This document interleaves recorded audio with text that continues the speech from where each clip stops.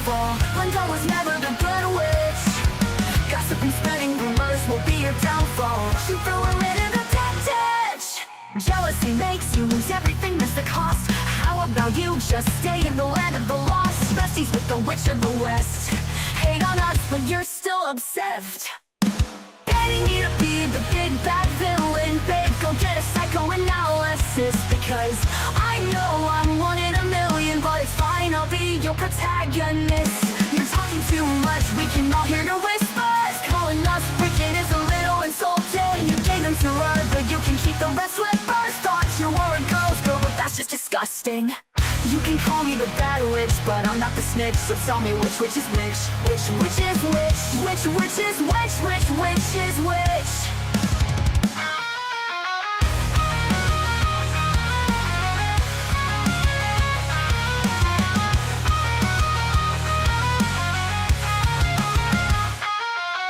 Mirror on the wall, who's the saddest one of all? Glenda was never the good witch. Gossip and spreading rumors will be your downfall. She threw her into the dead ditch. Jealousy makes you lose everything, that's the cost. How about you just stay in the land of the lost? Besties with the witch of the west. Hate on us, but you're still obsessed. Hating me to be the big bad villain, babe, go get a psychoanalysis. Because I know I'm one in a million, but it's fine, I'll be your protagonist. Friends, I was once giving a sermon in a church, and a woman got up with her crying child, really shrieking, and left the church, and I said, "Madam, it's all right." So the child isn't bothering me. She said, "I know, but you're bothering the child."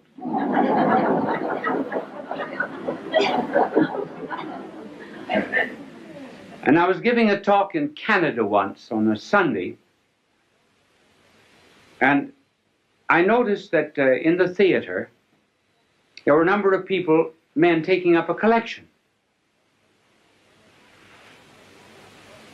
And when they finally came up to the front row, where I could see them very well, I leaned over and I said to one of them, I said, "What's the idea of taking up a collection during this lecture?" He said, "To get better speakers for next year."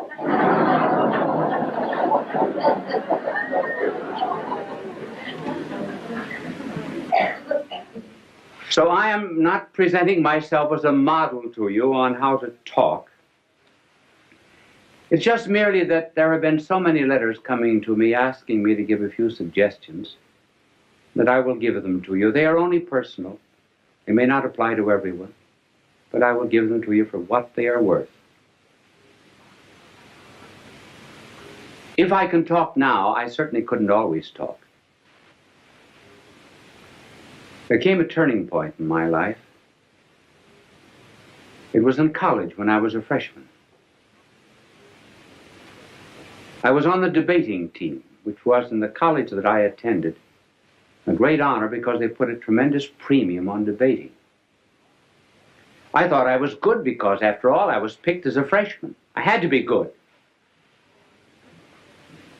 And the night before the debate with Notre Dame University, the coach of our debating team, Father Bergen, called me over to his office and he said, "You are the worst talker we've ever had in this college." Well, that was a terrible shock to me. I said, "Well, if I'm so terrible, why did you pick me on the team?" He said, "Because you can think, not because you can talk." But he said, "You're going to learn to talk before you leave this room. Take a paragraph out of that speech, any paragraph you like." I remember we were talking on the Merchant Marine. I'll never forget, the paragraph began, "I think it needs no argument to prove," and so forth. So he said, "Stand up there against the wall," which I did. Now he said, "Go over that paragraph." At the end of it, he said, "Do you see your mistake?" I said, "No." "Go over it again." Went over it 1 hour, 2 hours, 2 hours and a half. I was dead. So was he. And every 2 or 3 minutes when I finished it, he would say, "Do you see your mistake?" I said, "No." But being naturally quick, after 2 hours and a half, I saw it. He said, "Do you see your mistake?" I said, "Yes, I think I do. I'm not natural." He said, "That's right. That's all." And he dismissed me. You notice how often speakers, as soon as they get up on a platform, or ministers or priests in the pulpit, everything changes, their voice changes, their attitudes, their poses. I think many prayers that we say we're not talking to God. We're talking to an audience, particularly prayers at banquets and inaugurations and so forth. And we put on artificial poses. "Oh God, we ask thee to send down upon us thy benediction, thy blessing upon the sailors who are at sea, the merchants at their counting table, the lawyers at their bar." Well, that's not the way people talk. So, being natural and preparing a talk, what would be some suggestions? Now, the way I prepare a talk is not perhaps the way everyone would want to do it, but I can only give you my way. In order to prepare a talk, one must do a tremendous amount of reading. Each one of these telecasts of mine would represent between 20 and 40 hours of study. When I get through, what have I got? Nothing but a bits of yellow pages. I think I have one in my pocket. But before I show it to you, I will tell you what I do. I study, I do research, and I begin to understand the subject. Then, when it gets into my head, I begin to write out points. Generally just 3 or 4 points that I'm going to talk about. I will only write out the heading. And then I will tear up the paper. And then rethink what I was saying. So that when I prepare a telecast, there must be 20, 30 to maybe 100 pages that are torn up. And then the closer I get to the end, the smaller the pages are. This is this telecast.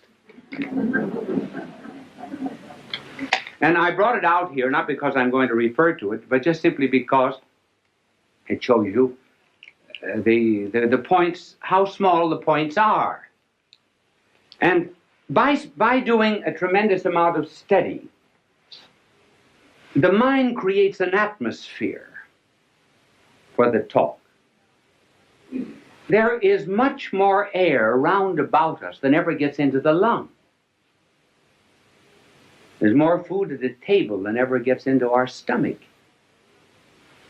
There are more things to see in nature than ever comes into the eye.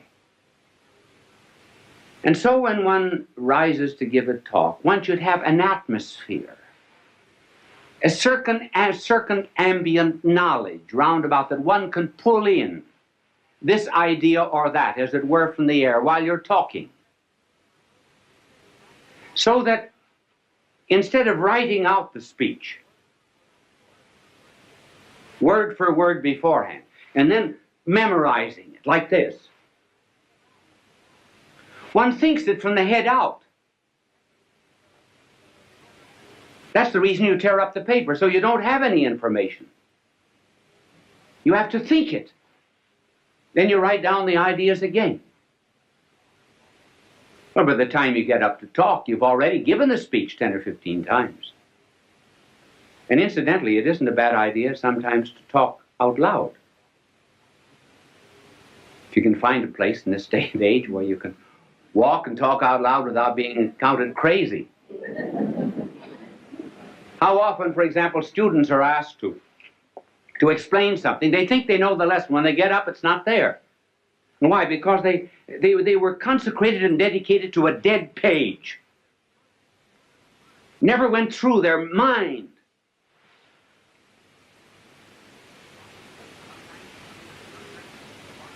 Sometimes teachers are just textbooks wired for sound. And studying is nothing but what is in print, passing from the mind of the book to the notebook of the teacher, or rather from the notebook of the teacher to the notebook of the student without passing through the mind of either. Now, this method of preparation is hard. It's very much easier to write something out and then to learn it than to do it this way.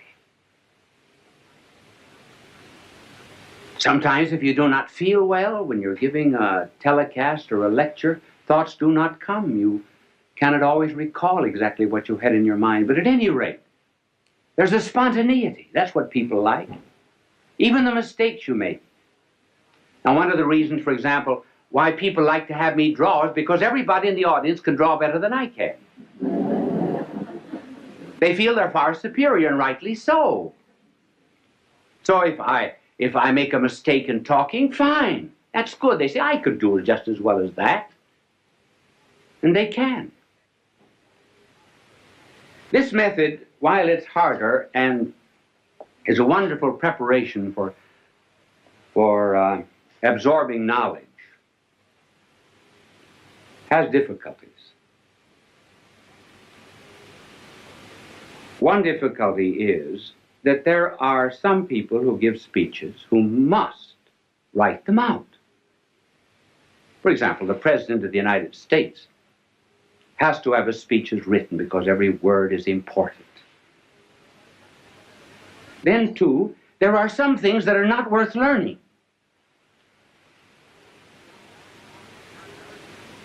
John Barrymore, for example, would commit all the lines of Shakespeare by heart. But when he played in comedies and cheap movies and so forth, he absolutely refused to learn anything. He wanted helps outside. Now that's why people on television have to have aids that are outside. I do not use any kind of aid on the outside. If I read anything, I have it written out. Now there are two main props that are used in television. And the first prop is what is called an idiot card. An idiot card is something that is written out so that you'll not forget it. Now just suppose I were teaching you mathematics. Now I would be reading off this idiot card. And I would say to this vast television audience, 2 plus 2 equals 4. 2 plus 1 equals 3. 3 plus 3 equals 6. See, I don't forget it that way. Wonderful, isn't it? Now, you can... thank you for the idiot card. It was not an idiot that held it. It's only the card that's an idiot. And it's impossible for people who are constantly appearing, for example, on television, to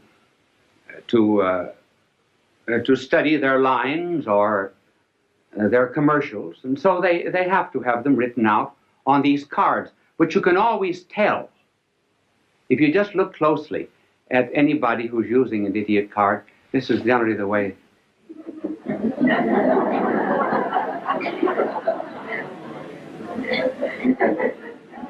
So do not be hard on them. If I were saying something that was not worth committing to study, I certainly would use one too. Now there's another prop which is better. And that is what is called a teleprompter. And a teleprompter will have a whole speech on it. For example, when you hear people giving speeches on television, 999 out of 1,000 are using a teleprompter if they do not have the paper before them. Many of the commercials which you hear are written on teleprompters. And a teleprompter rolls. I was watching a television show once where the teleprompter got caught. And that's kind of hard. Now, for example, if I were using a teleprompter and I didn't know my lines, now this is exactly what I would have written out. My name is Bishop Fulton J. Sheen. My address is 366 Fifth Avenue, New York. See, then I don't forget. Now, this is the teleprompter. These are some of the aids that are used in television, and television simply could not exist without them. And they are helpful, too, simply because one is apt to forget. Many times, you're standing before a television camera, momentarily I can't think of the next point. Well, I'll throw in a story or something till it comes back to me. You don't know it, but I do. I don't get too embarrassed. I don't get flustered because I can't remember it. I remember, I was giving a talk once in Ireland at the Eucharistic Congress. I've forgotten when it was, sometime, a long time ago. If there was ever a time in my life I wanted to do well, it was then. And I was reciting a poem that I know just as well as I know the Our Father. It was a poem written by an Irishman, Joseph Mary Plunkett. And the poem was, I see his blood upon the rose, and in the stars, the glory of his eyes. His body gleams amid eternal snows, his tears fall from the skies. I see his face in every flower. The thunder and the singing of the birds are but his voice. And carven by his power, rocks are his written words. And I forgot the next line. The reason I forgot was because I had said something before that the audience seemed to have taken politically. I didn't want it to have political significance. So while I was reciting this poem, I was giving myself an intellectual spanking. And I spanked myself so hard that when I got to the 9th line of this poem, I forgot. And I said to the audience, I forgot. Well, the tremendous crowd there, tens of thousands of jaws dropped in disappointment. And when an Irish jaw drops, it collapses. So I had to get myself out of the difficulty. There came to me then a line of Patrick Henry. Not the one that you know. Oh, Patrick Henry also said something else. He said, when you're in difficulty in an oration, throw yourself into the middle of a sentence and trust to God Almighty to get you to the other end. And so I began. I didn't know what I was going to say, but I started. I said, I'm glad I forgot. So I didn't know how I was going to continue, so I started again. If I had ever wished to have forgotten anything, so I thought I'd give myself another jump on the springing board. If I had ever prayed to have forgotten anything, I should have prayed to have forgotten these lines of Joseph Mary Plunkett. I think there's beautiful symbolism in their forgetfulness. And that symbolism is that standing on the anvil of Ireland's soil, one should be able to hammer and forge out the sparks of his own poetry and not be dependent upon a magnanimous soul like Joseph Mary Plunkett.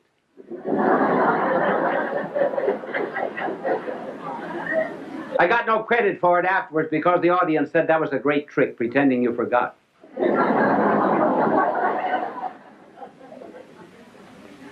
It is always well to be prepared for such unexpected moments when you do forget. And even better still, when you're at a banquet and called upon to give a talk.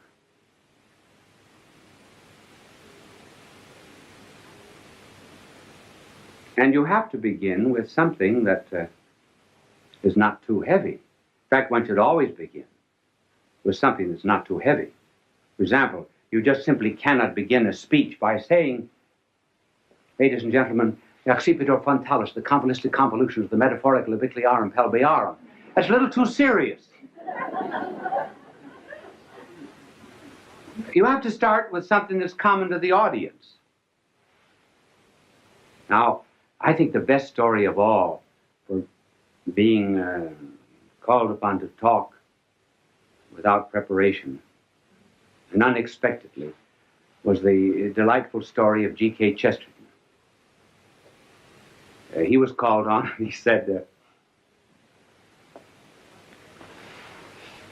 during the days of the persecution of the Christians, 2 Christians were out in the Colosseum.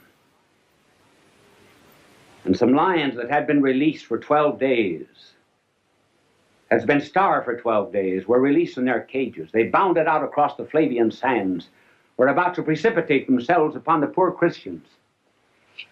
When the Christians reached out their arms, put them around the lion's neck, and began to say something in the lion's ear. Well, the emperor was furious. He came for blood, not comedy, because the lions went back again to their cages without touching the Christians. So the emperor, being furious, ordered other lions that had been starved for 4 weeks released. They bounded out after their prey, were about to precipitate themselves upon the Christians, and the Christians reached out their arms, put them around the lion's neck, whispered something in the lion's ear, and the lions left them and went back again to their cages. The emperor sent for the Christians. What are you doing to my starving lions? Nothing. Nothing but whispering something. But what do you whisper? The Christian said, we say, after this meal, you have to give a speech.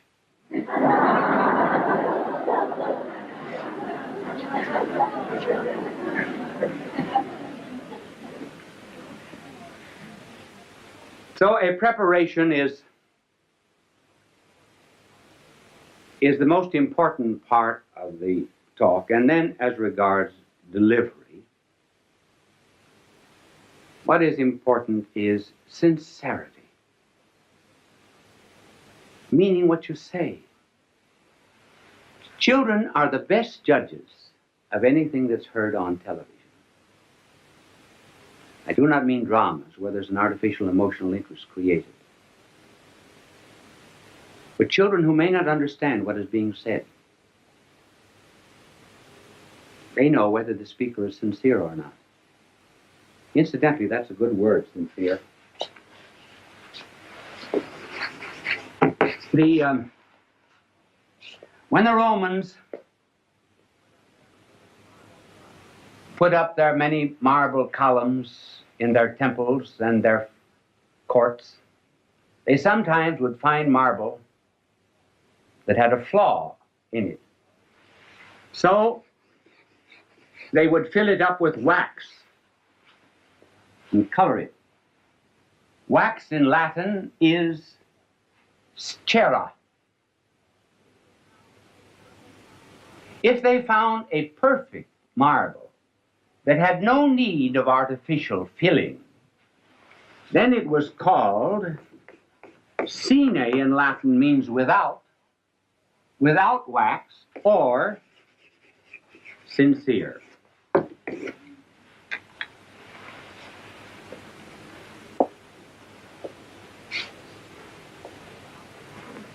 This is about the only suggestion that I would give for delivery. One just simply feels what's in his heart, that's all. Out of the abundance of the heart, the mouth speaketh. And one must not be too long. It's always better to have an audience say, I wished he talked longer, than to have them say, he had 3 good chances to quit.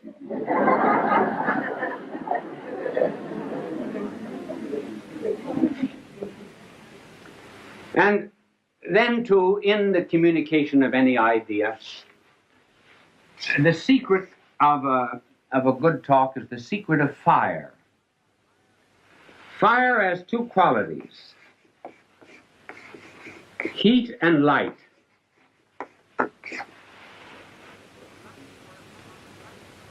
The light corresponds to the truth. The heat corresponds to the zeal, to the passion, to the fire.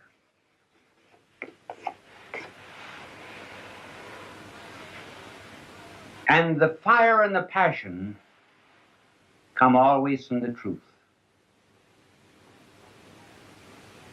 When one is on fire with anything, and really believes in it, all the words come out naturally. And above all things else, the making of an orator, too, is really on his knees. Because the power to make an audience feel what you're saying does not come just from these fires. It comes from fires that have been stolen from heaven and given to the speaker. This is influence. This is power. Fulton J. Sheen is indeed a man for all seasons. He walked a paced beat, allowing us to glimpse his nature and ponder its worth and to enjoy its presence. Bishop Sheen authored over 90 books. He broadcast countless radio and television programs and ministered in many parts of the world to people of every belief. As he said many times, it is not a unity of religion we plead for, but a unity of religious people. We may not be able to meet in the same pew, but we can meet on our knees. The bishop wrote 94 books, recorded countless radio shows, and appeared on hundreds of network and syndicated television programs. His legacy is a treasure of joy that transcends time and helps us to believe that truly life is worth living. Really, was because of this incident. This particular day, I was too busy to go to dinner, so in the afternoon I went into a grocery store to buy some graham crackers. And in the back of the store was the mother with her 4-year-old son. He just pulled a bottle off the shelf, bottle of vinegar, and broken the bottle, and the pieces were on the floor along with the vinegar. The mother was saying to him repeatedly, "Pick up those pieces." And the more she insisted on it, the more he refused. And she would have loved to have cracked him, but she didn't want to look too cruel before the customers. And the father was there, and of course he was busy. And that gave him the very happy air of neutrality. He didn't have to interfere. And finally, the mother was intense with rage. You could see what the father was saying. He was saying the kid's just exactly like her folks. And you know very well what she was saying, stubborn like the old man. And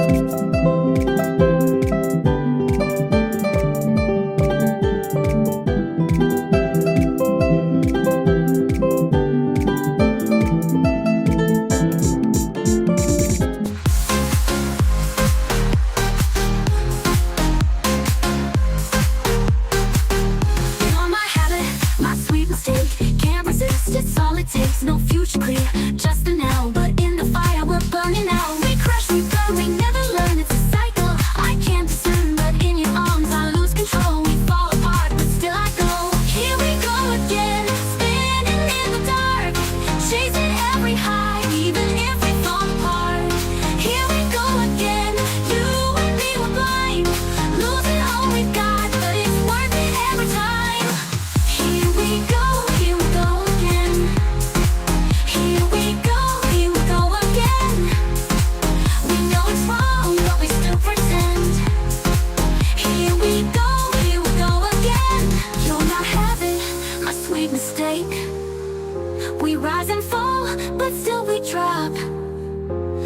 Just one night, it's all we need. Here we go again, we're free.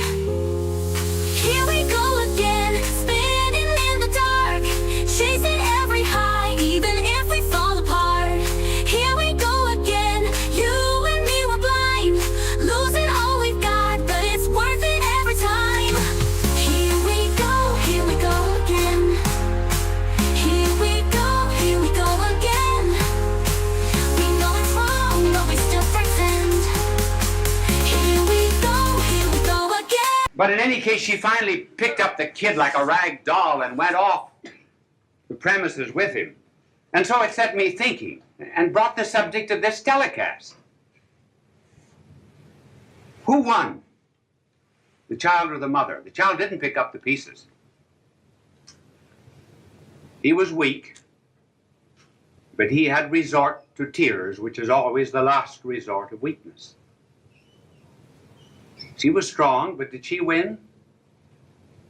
Well, she resignated a certain amount of power, but she had to do it. And that got me thinking about the strong and the weak. And it was put very well by a European doctor, Dr. Jean de Rougemont, who said, if I am stronger than my neighbor, I despise him. If I am weaker than my neighbor, I fear him.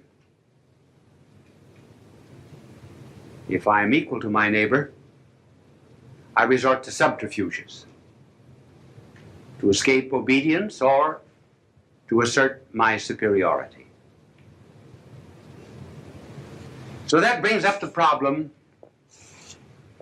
how are we going to solve this tension between, well, the rich, the poor, the educated, the uneducated, and the strong and the weak? For example, when the rich help the poor, perhaps they're obsequious, and then the poor are humiliated. Learned people are impatient with those that are ignorant. And the ignorant people, too, are humbled, very often when taught by those that are wise. So what's the answer? Well, the answer is caring. Now, I'm going to try to tell you what caring is, but I'm going to do it, first of all, in an abstract way, so you'll think I'm learned. Then we will give examples. And it is this. The strong must feel their weakness.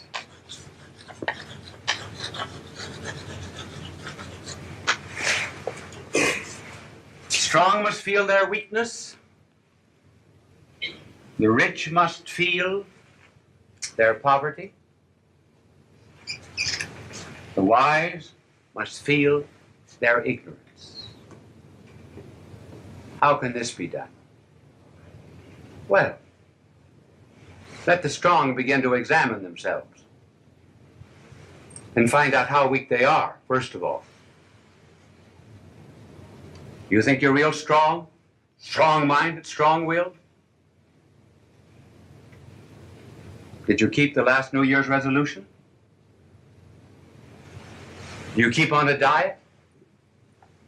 I know a woman who went into a gymnasium and the instructor said you have to chin yourself 20 times a day. She said, which chin?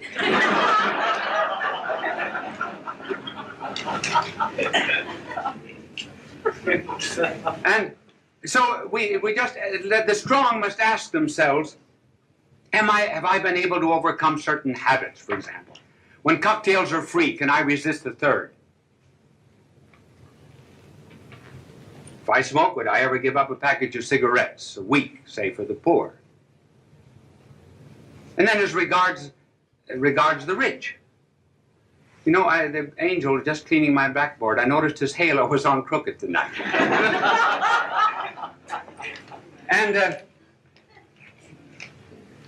And then the same is with the rich. Let them look into themselves. They really are poor. What virtue have they? Charity? Justice? When they examine themselves, they find themselves on the inside really nothing but rags. Oh yes, they've got something in their pocket. And the wise? They know all the books, yes. Do they know the meaning and purpose of life? So, just as soon as a strong man begins to feel his weakness, then you have a decent kind of equality. Then it's not based on law. It's not based on legal fictions.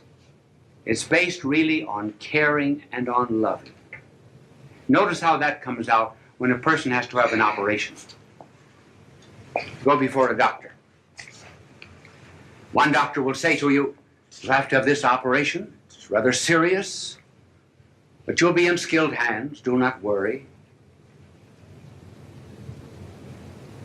And another doctor will say to a patient, "I had that operation. I came through it." Immediately there's a rapport, a relationship, a likeness, an understanding. No superiority.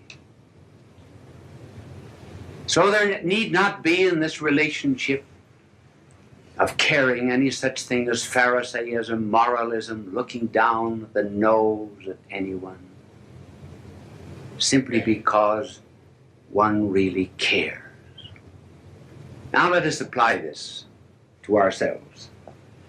We say, well, how can we do that? How can a strong man begin to feel his weakness and so forth? Well, and how can I act toward others in that charitable fashion? Well, let us begin asking ourselves, aren't there moments when I hate myself? I know that I'm rotten on the inside. The water cooler in the office. I complain and talk in a nasty fashion about someone. Looking back over my life, it's been spoiled. Weakness, things to be hated, but I sure like myself. So when you go into a room, despite the fact that you've often said to yourself, "Oh, I hate myself for that," but you take the easiest chair in the room, don't you? When you go into a restaurant and you don't like a certain kind of food, do you order it? Though you hate yourself? Now, for example, I don't like chicken. I announce that every 2 years over the television in case I'm invited out to dinner. And this is about the time to announce it. I will tell you the reason why, actually. The reason is that when I was a boy, my father would send me out to a farm during the summer vacation and sometimes on weekends. And the farmer would give chicken dinners every time I went out, and I had to wring the chickens' necks.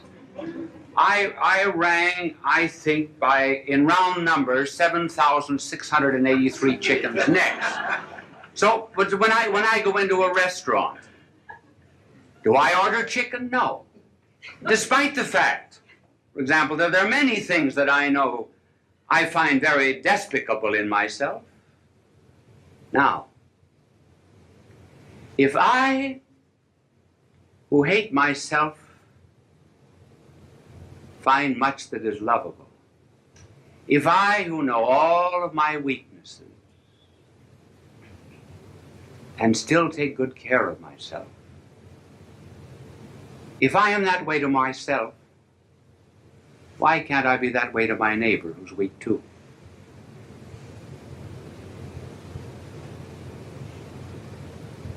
If I have money and he does not have any, and I know on the inside how poverty-stricken I am as regards goodness, why can't I be good to him and he's poor?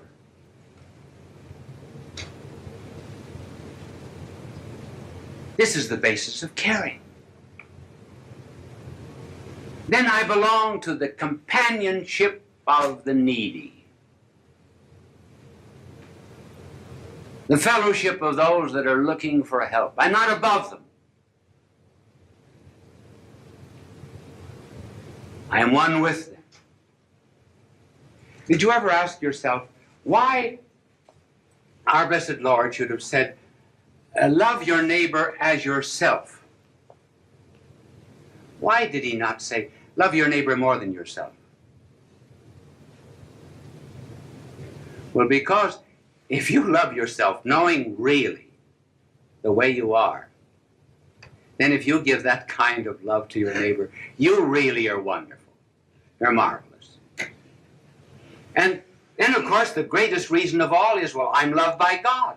Therefore, I've got to love everybody else. I must not say, for example, God loves everybody, therefore God loves me.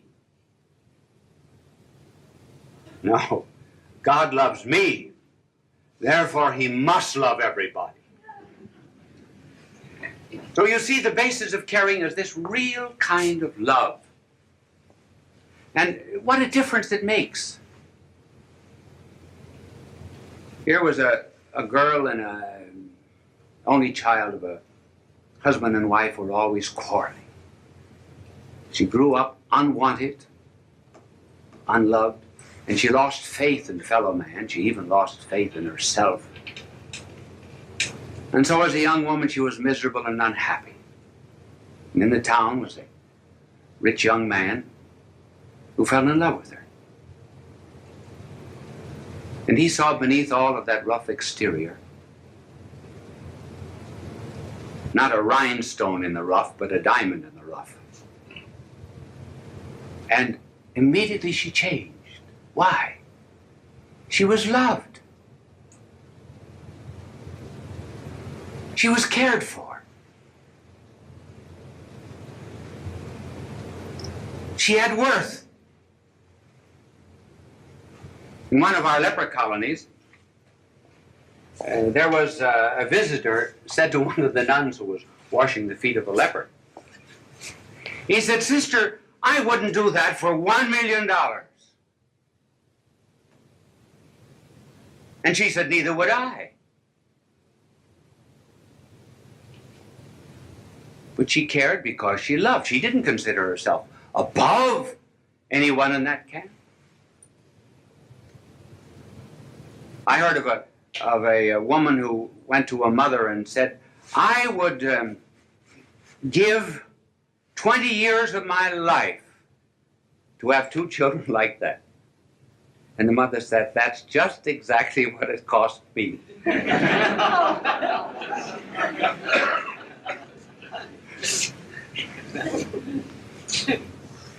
So the inspiration, therefore, is love. And I wonder if in this day and age, why it is popular to say that God is dead. They say it's a question of semantics. I think it's a question of optics, not semantics. Not a question of words, it's a question rather of what we see. It is not God that is dead. It is love that is dead. Love.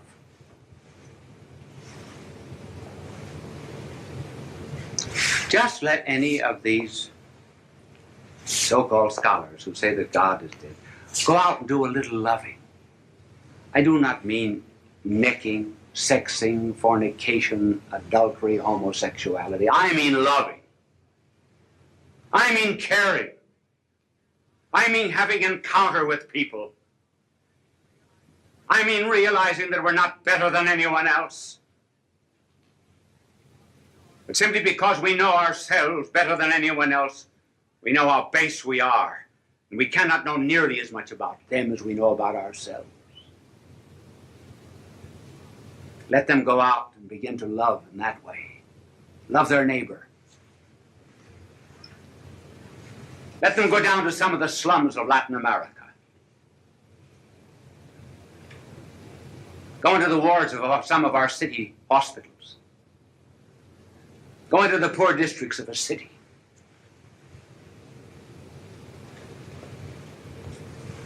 Let them begin to care for people.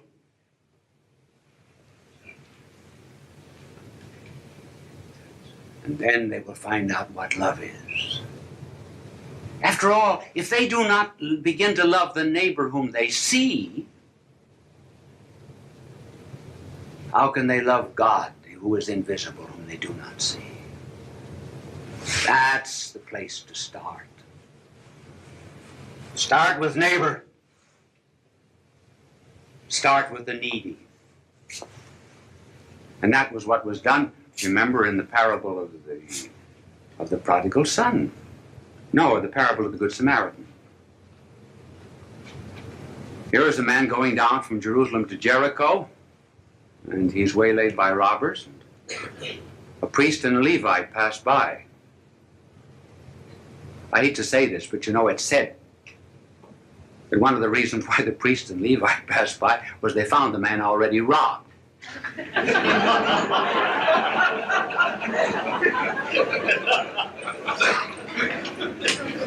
Well, in any case, they passed him by. And here comes this man who did not belong to that race, to that people. And he put him upon his beast and brought him to an inn and cared for him, and then said, I will come back in a few days and pay the expenses over and above what was needed. And do you know how that parable began to be told? It came from a question by a lawyer. The lawyer introduced the speculative question, who is my neighbor? And he thought that our blessed Lord would go into a long disquisition about who is my neighbor. So when it was finished, our blessed Lord said to the lawyer, now who's your neighbor? Oh, he said, I suppose the one who rendered the help. So the question is not really, who is my neighbor? The question is, to whom am I a neighbor? And I'm a neighbor to everybody in the world if I love. So it's not law, it's not a question of rights. It's just a question of loving. And that was brought home to me last week. I said to my angel, I said, Angel, how did you get your wings? Well, he said, I am not going to tell you how I got my wings, but I will tell you how a bird got its wings. And this is what my angel said. He said, God gave birds plumage and song, but no wings. And on either side of each bird, he put a burden, cross, a care. And he said, love these burdens, cares, love them. And the birds did love them. And they loved them not through commandment, they loved them with all their heart. They pressed these cares more and more to their heart. And finally, the burdens became wings. And that's how the birds learned to fly. And the angel said, so that's how I got my wings. I learned to care.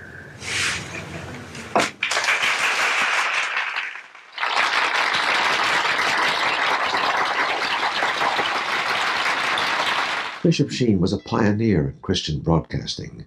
He produced thousands of radio shows and appeared on countless television programs. When he received television's Emmy Award, Bishop Sheen said, "Thank God for a good season." My angel said to me after this telecast, he said, "You know, you could have done really much better than that. I thought that you would treat care with far more attention than you actually did." But he said, "It's all right." He said, "I still care for you." Bye now, and God love you.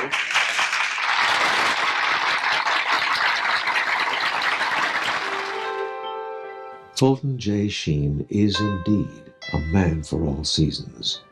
He walked a paced beat, allowing us to glimpse his nature